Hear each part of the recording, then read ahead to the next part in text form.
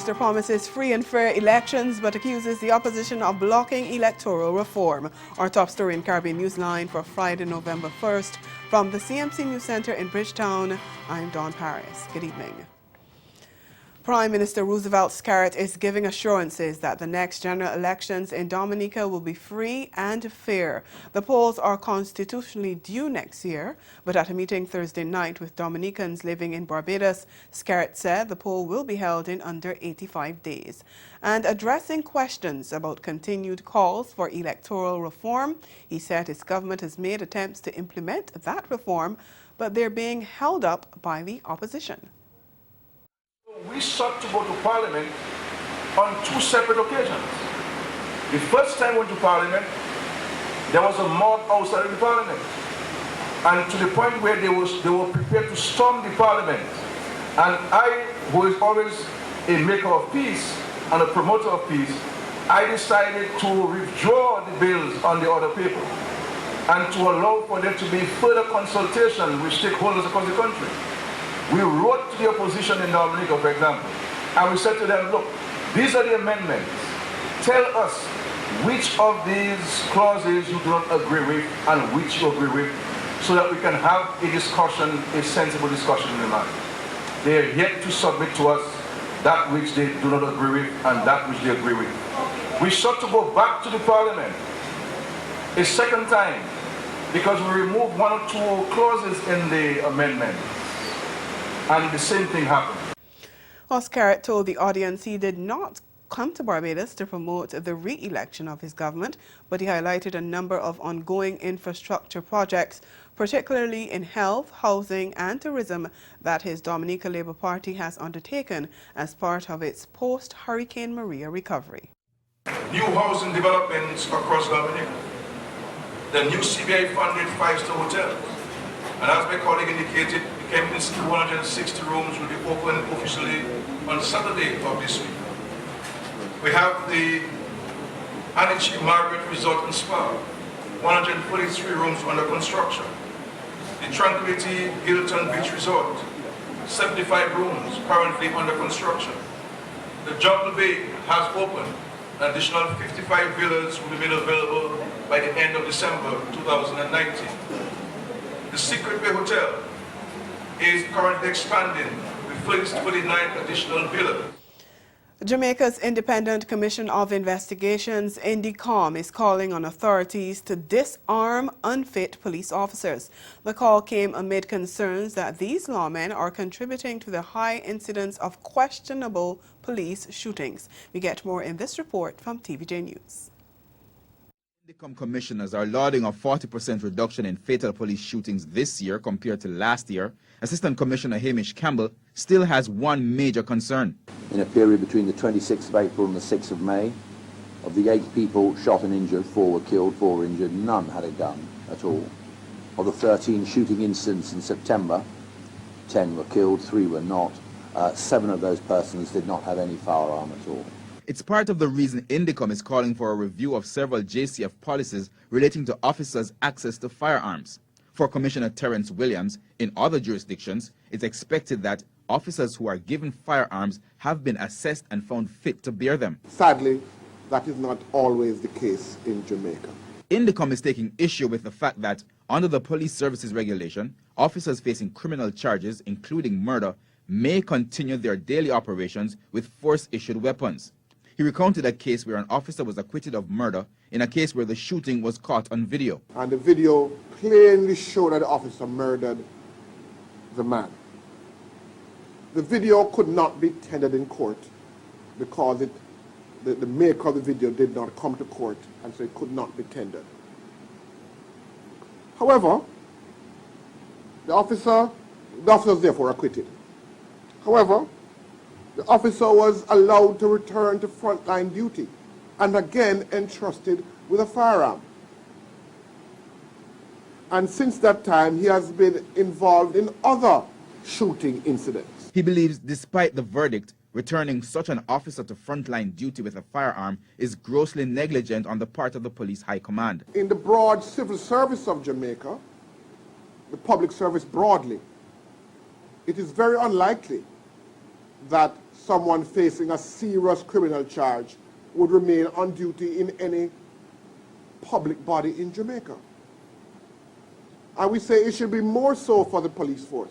Mr. Williams has also raised concern about officers who have had multiple complaints against them from family members and spouses about violent incidents but are still given keep and care guns.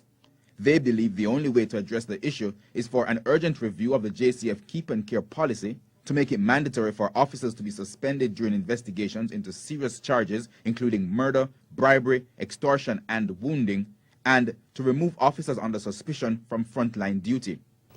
Trinidad and Tobago's Prime Minister Dr. Keith Rowley says the investigation into sexual misconduct allegations against former Sport and Youth Affairs Minister Darrell Smith was improperly handled.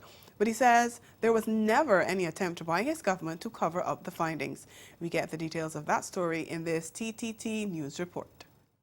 I don't know where this cover-up is, but wherever it is not with me, it is not with my office, and it is not with the government. The statement by the Prime Minister at Thursday's post-cabinet media briefing. It's alleged that a payment of $150,000 was made to a former employee of the Ministry of Sport and Youth Affairs after she alleged that she was sexually harassed by former Youth and Sport Affairs Minister Darrell Smith. The Prime Minister said he woke up on Thursday to headlines in 2 daily newspapers which claimed there's an attempt by his government to cover up the findings of the investigation.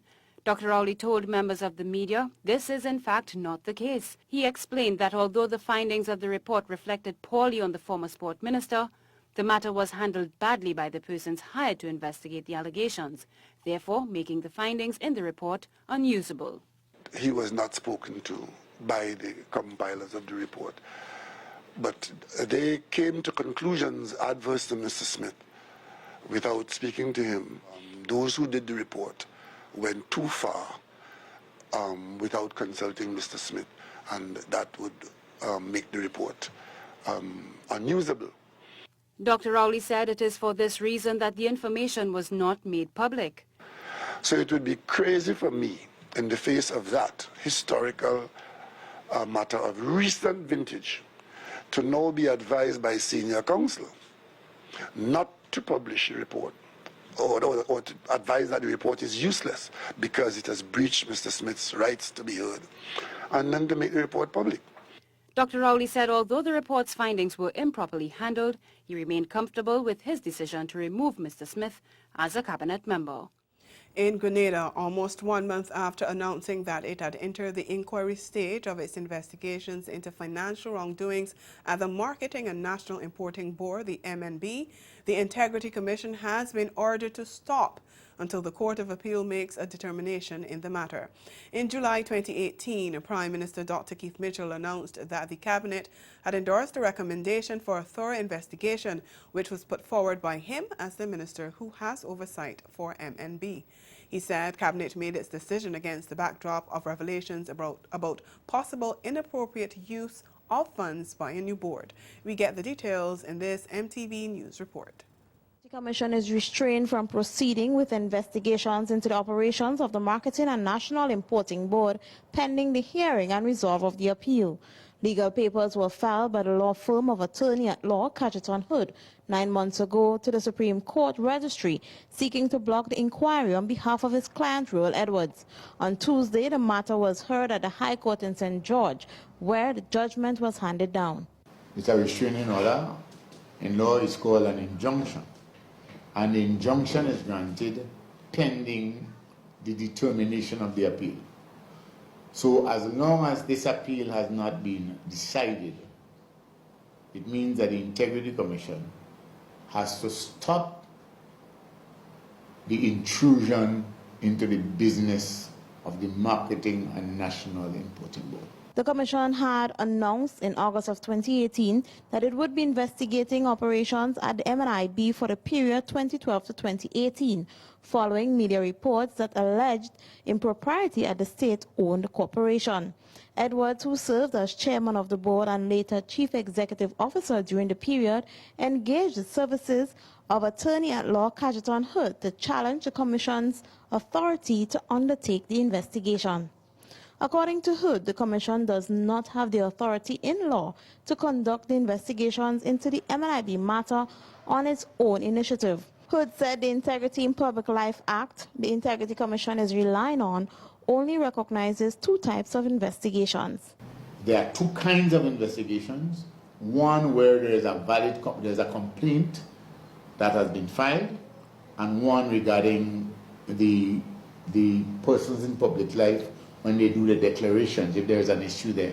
That's one. And the other one is where any member of the public raises a concern and files a complaint.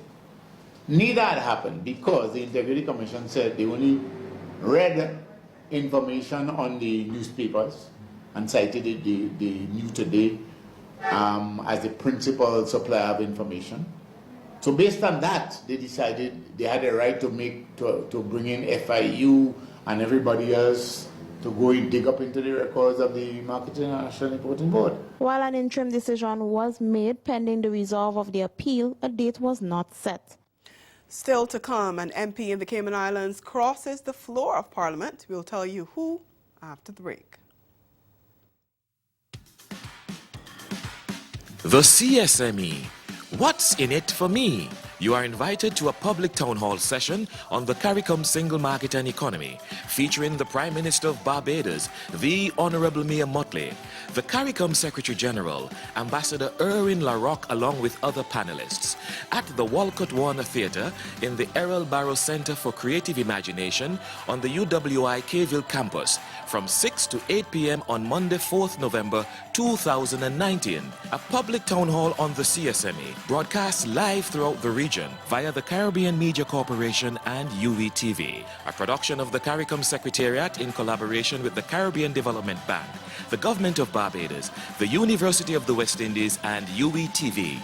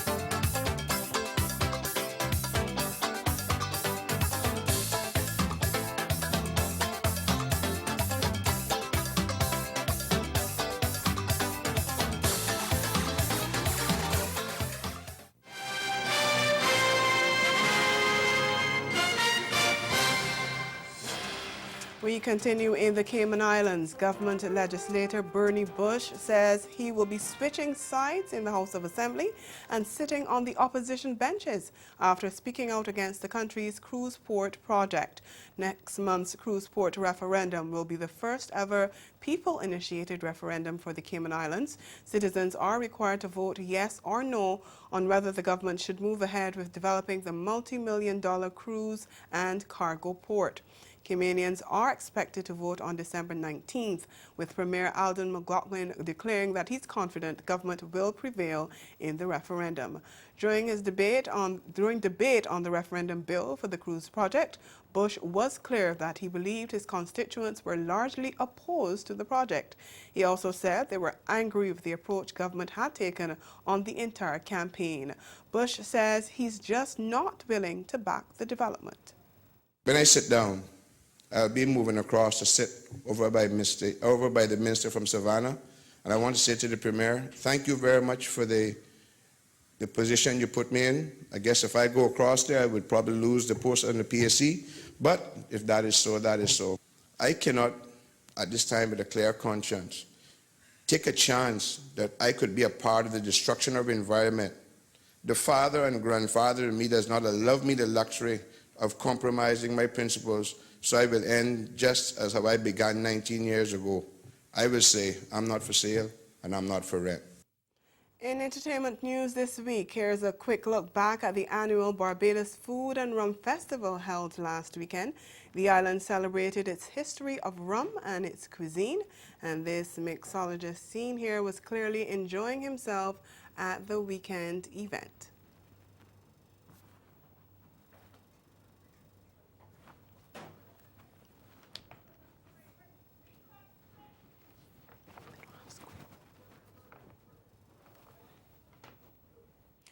Ahead in sport, the Windies women captain falls 6 runs short of a century as her side set a target of 226 for India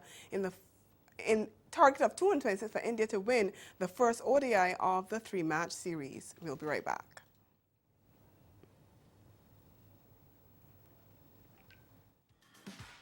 The CSME. What's in it for me?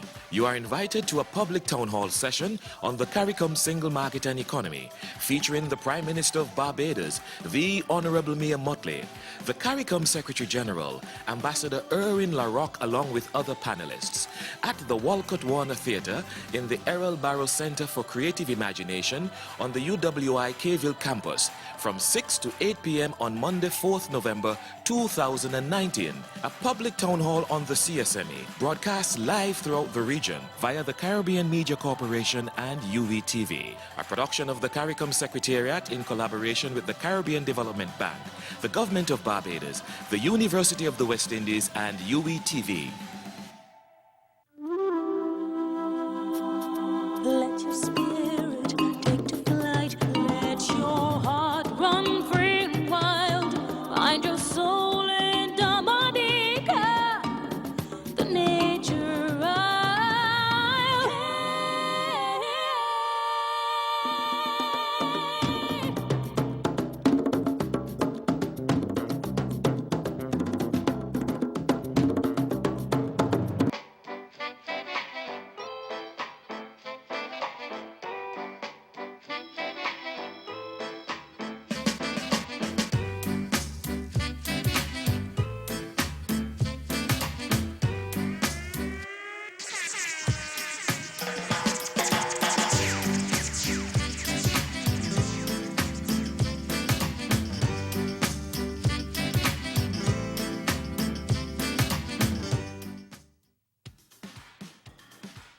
The CSME.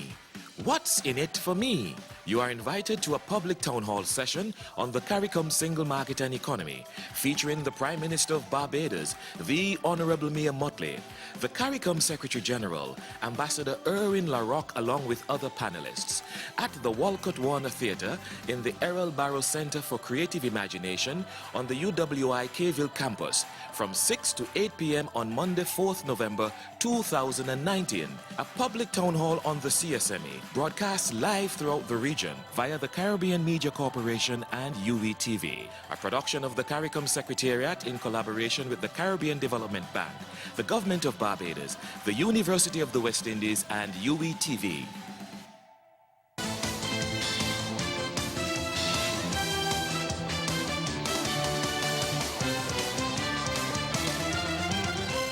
West Indies women captain Stephanie Taylor fell agonizingly short of another ODI 100 as she helped her side post a competitive total in the first game of the 3-match series against India in Antigua today. Opting to bat first at the Vivian Richards cricket ground, West Indies women put 225 for 7 on the board in their 50 overs. Taylor struck a 6 to reach 94 before being caught by Harmanpreet Kaur as she was going for another boundary on the last ball of the innings. Let's take a look at how she went.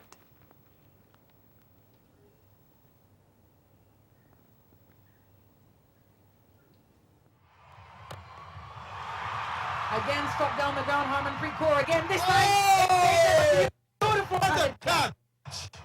What a catch!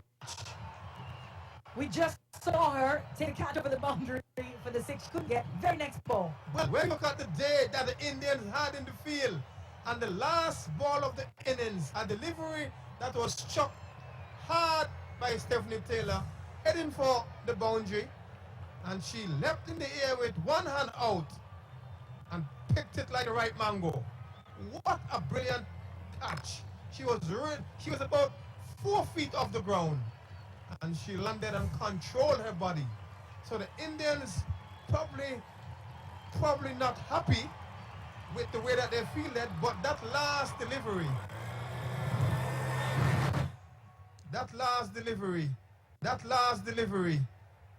was a brilliant catch indeed, and left Stephanie Taylor out, caught on the boundary, but a well-played innings of 94. Really extraordinary last ball of that innings. That's what you want to see. We'll give the Indians some commiserations, but what a good knock from the captain. Harmanpreet Kaur, what a great catch. She's hander, caught it with her left hand. Extraordinary stuff. Natasha McLean also made 51, while Shadi Nation scored 43.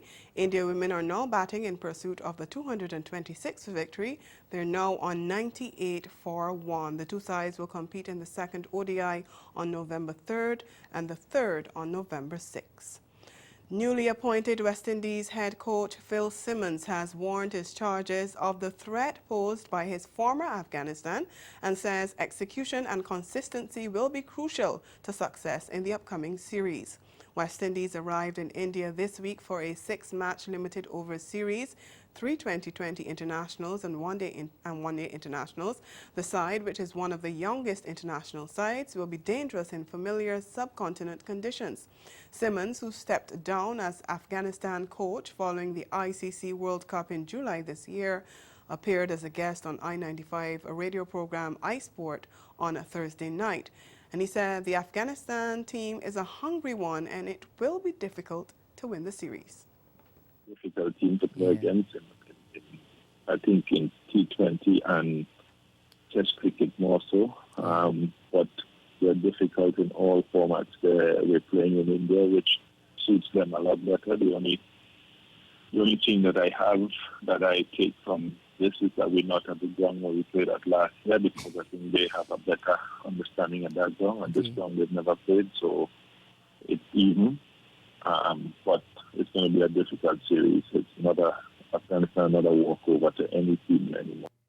Under the guidance of Simmons, the Caribbean side captured the T20 World Cup in 2016, but in his absence, they have slumped to number 10 in the format and number 9 in ODIs. Simmons, who has penned a 4-year contract as head coach, says he hopes to see the return of a winning culture during his tenure. He insisted that consistency is key.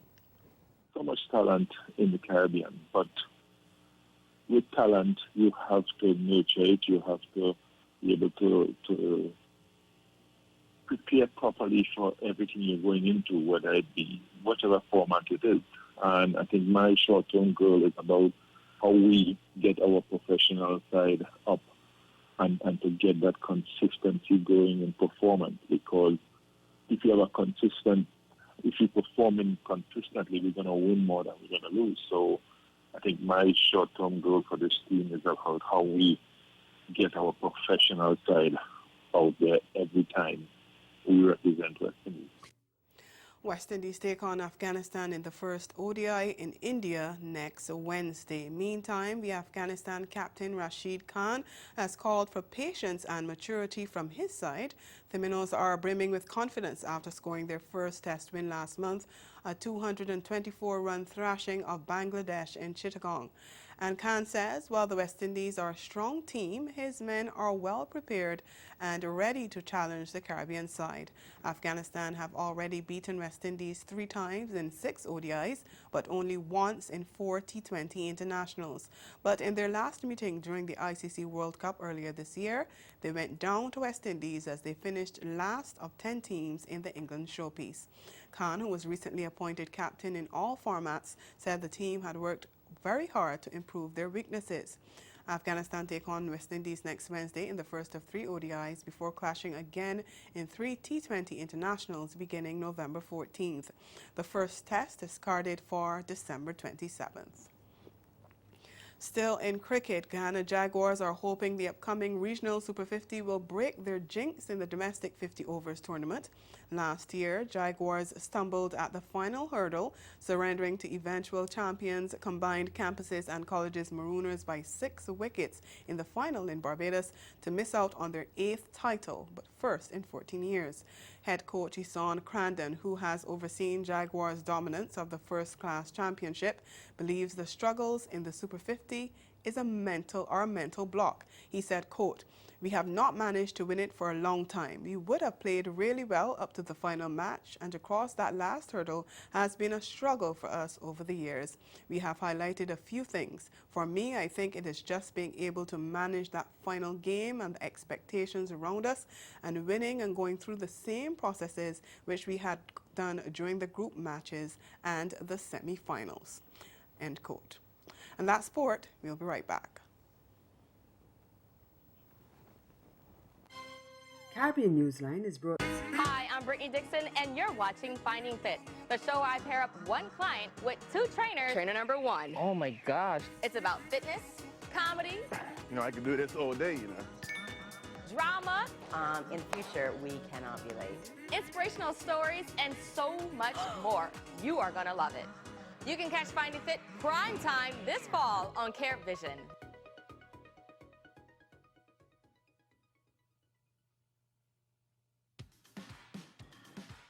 The CSME. What's in it for me?